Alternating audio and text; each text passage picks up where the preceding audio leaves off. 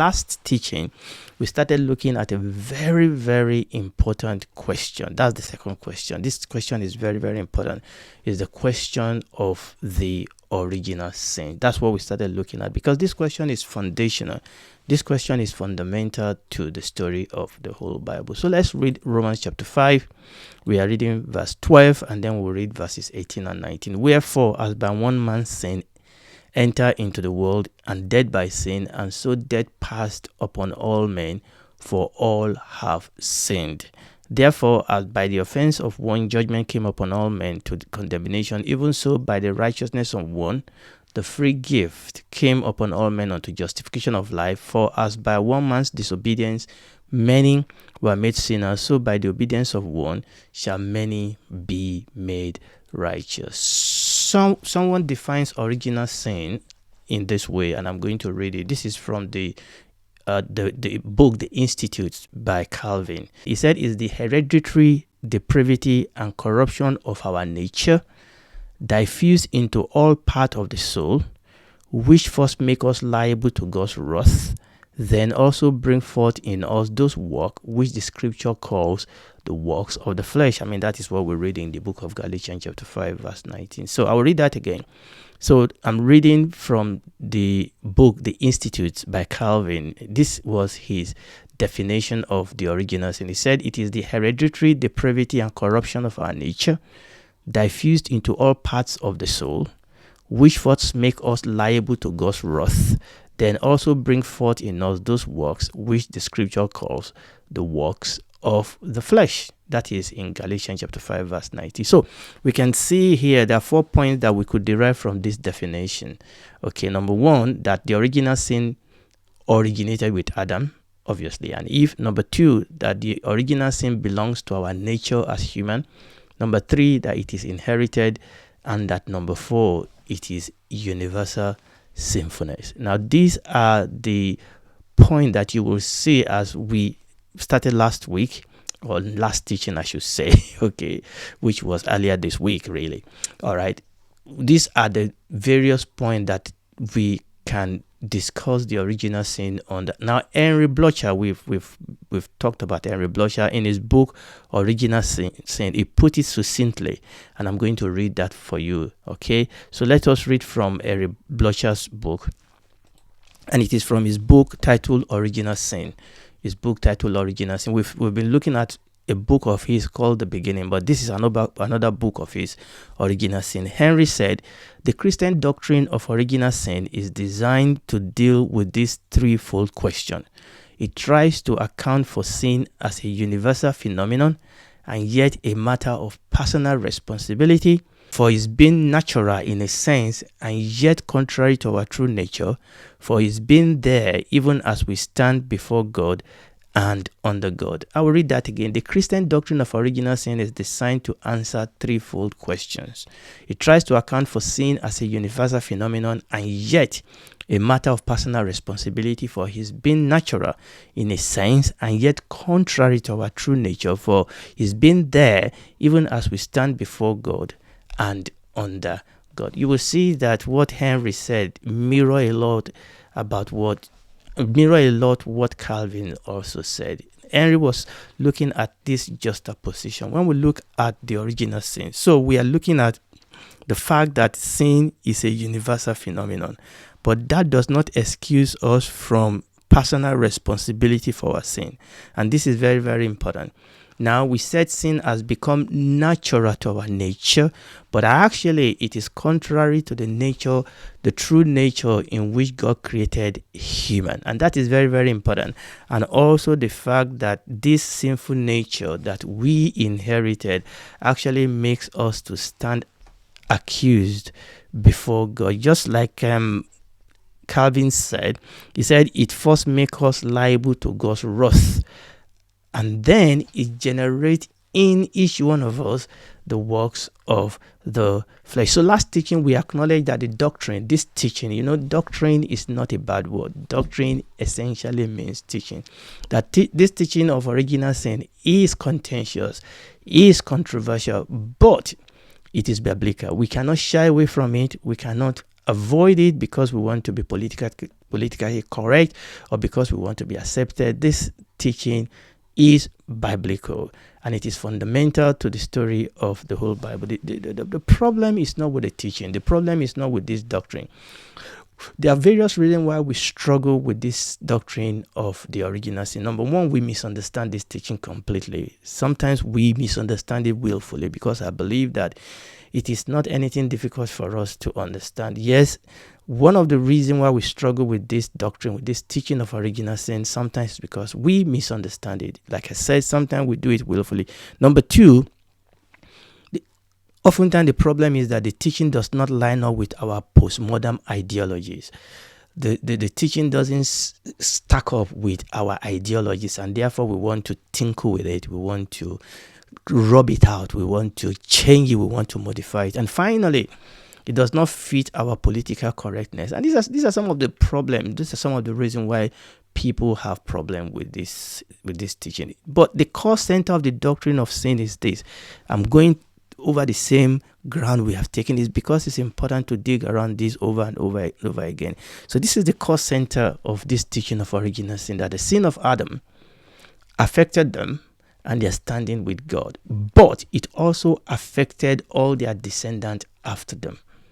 Okay, it affected them as a person, but it didn't stop there. It affected all his descendants after them. By the way, it affected the whole creation. The failure and the fall of Adam was the failure and the fall of all humanity. And all humans were affected, all humans were infected, all humans were corrupted by that catastrophic event that we read in Genesis chapter 3. So when Adam fell, all humans fell with him. When Adam fell, all humans fell with him, and therefore all humans need saving.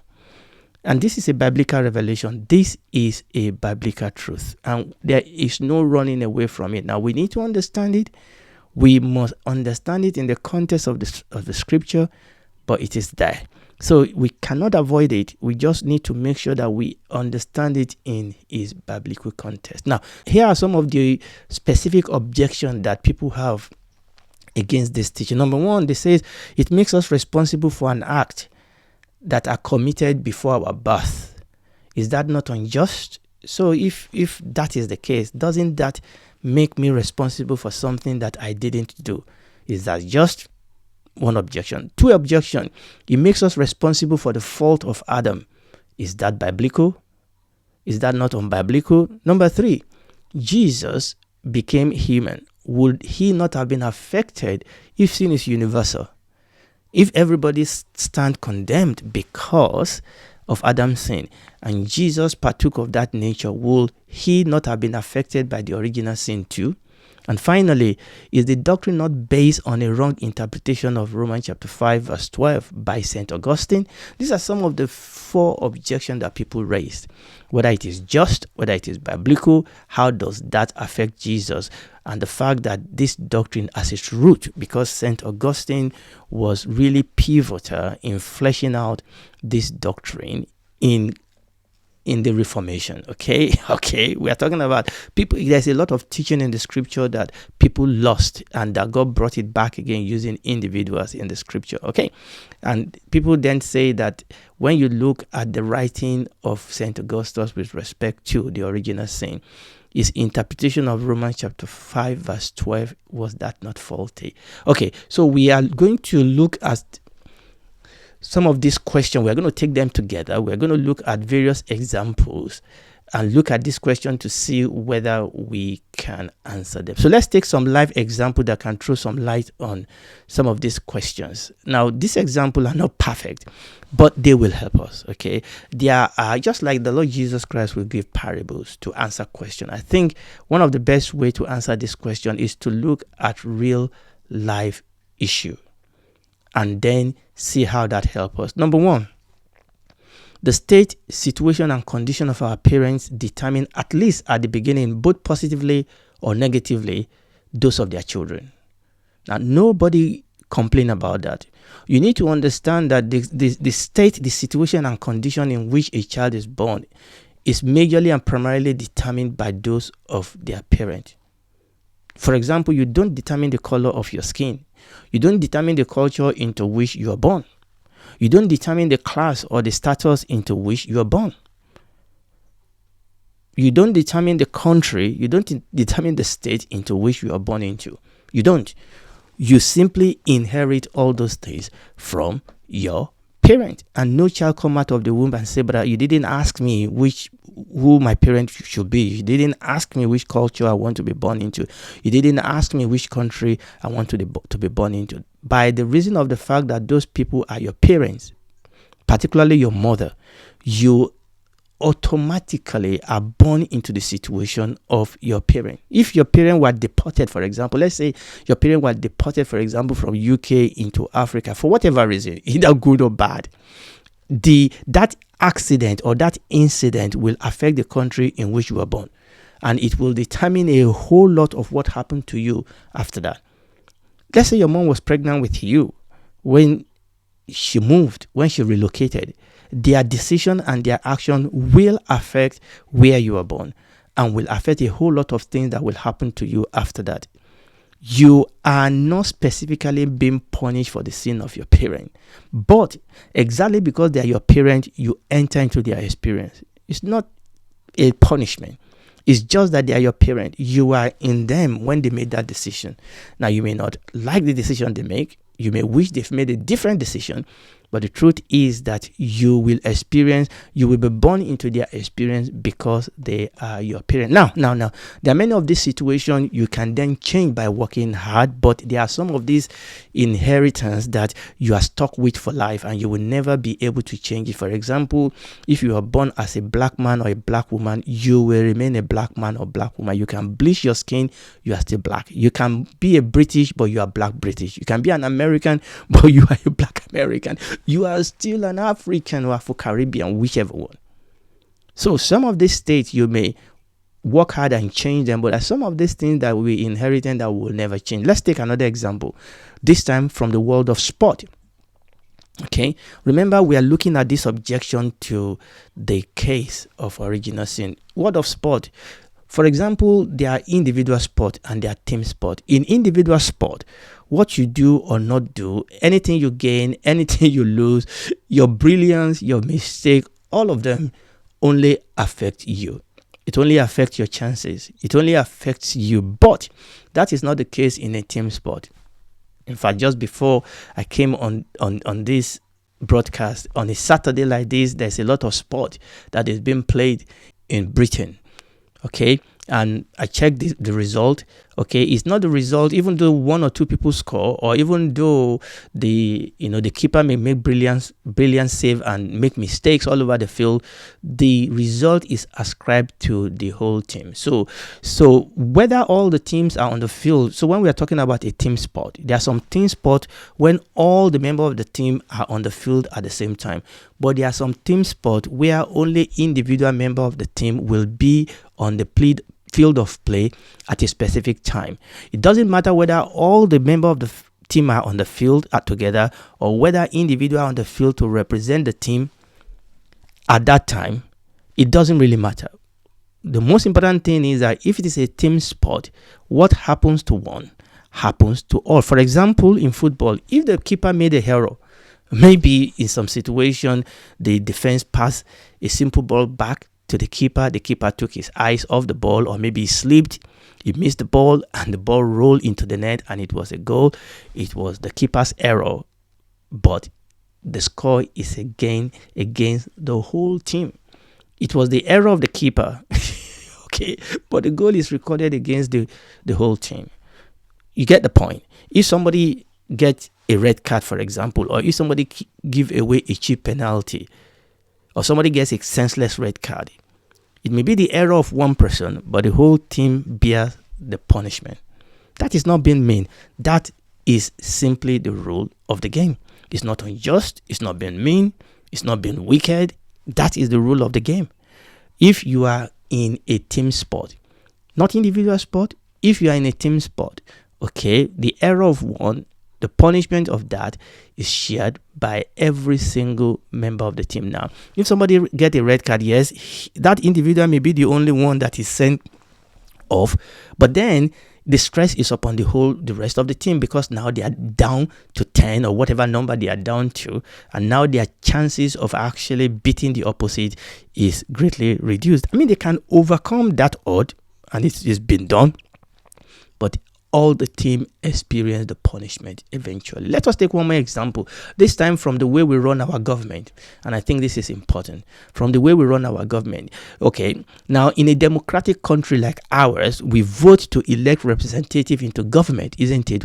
We vote for our president, we vote for our prime minister, we vote for the people in member of the parliament or senate, depending on which country you come from. We vote for them. We put them in there, but after we vote for them and put them in office, they in turn then take decisions on our behalf. And this is the way democracy works. We elect those people that then represent us.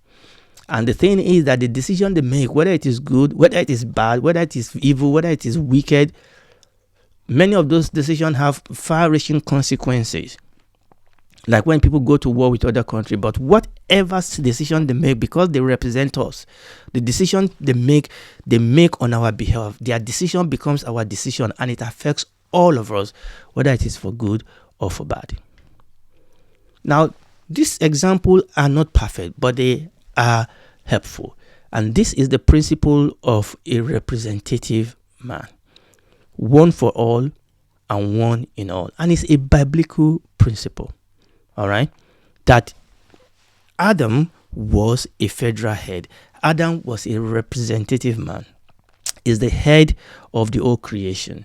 And what happened to him and what affected him affected his descendant. We also see that, we're going to see that, we've mentioned it, we also see that in the person of our Lord Jesus Christ, because he also is the federal head of what the Bible called the new creation. And we are righteous because he is righteous. And this is very, very important. Him who knew no sin became sin for us, so that we can become the righteousness of God in him. He is our righteousness. Why?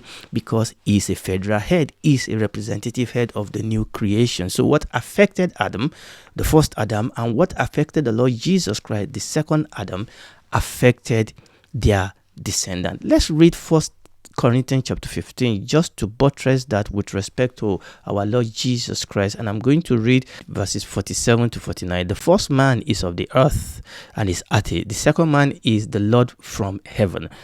As it is earthy, such are they also that are earthy, and as in heavenly, such are they also that are heavenly. As we have borne the image of the earthly, we shall also bear the image of what? The heavenly. Let's read 2 Corinthians chapter 5, which I alluded to, verses 14, 15, and then 17. For the love of Christ constrains us, because we thus judge that if one died for all, then we are all dead, and that he died for us, that they which live should not henceforth live unto themselves, but unto him which died for them and rose again. Therefore, if any man be in Christ, is a new creature. All things are passed away, and all things have become new. Now, I'm not going to go deeply talking about how this play out in the New Testament. All I'm trying to let us see here is the principle why what affected one person can then affect the rest. It is not God being unjust, it is just the rule of the game. We see this same principle of a representative man, that what happened to one person will affect the rest. We see that same principle in the story of David and Goliath. You remember the story of David and Goliath. Goliath says something that is really very, very instructive. First Samuel chapter 17 verses 8 and 9. And he stood, this is Goliath. I want you to pay attention to what Goliath said. Let me put that back again. First Samuel chapter 17 verses 8 and 9. And he stood, Goliath, and cried unto the armies of Israel, and said unto them, why are you come out to set your battle in array? Am not I a Philistine, and you servant to Saul? Choose you a man from among you, and let him come down to me. If he is able to fight with me and kill me, then we will be your servants. But if I prevail against him and kill him, then you shall be our servant and serve us. Again, we can go into that story a lot. But you can see, and the children of Israel didn't say, no, we are not going to take that deal. They didn't contest that deal. In fact, they ended up sending David to represent their nation. And this is the nation of, this is the same concept of one person standing on behalf of a whole nation. Okay, they finally sent David out. And what Goliath was saying here is, I am representing the Palestine.